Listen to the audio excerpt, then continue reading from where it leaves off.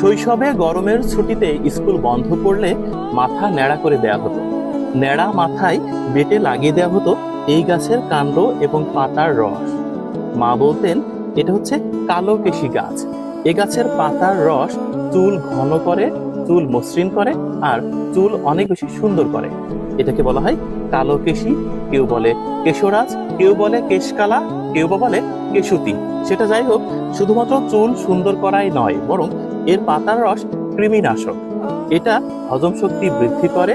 তারপর যে কোনো ধরনের চর্মরোগে এর পাতার প্রলেপ লাগিয়ে দিলে ঠিক হয়ে যায়। যদি আপনার ফ্যাটি লিভার কিংবা লিভারে কোনো ধরনের সমস্যা থাকে, তখনও এর পাতার নির্যাস আপনার জন্য মহা ঔষধ।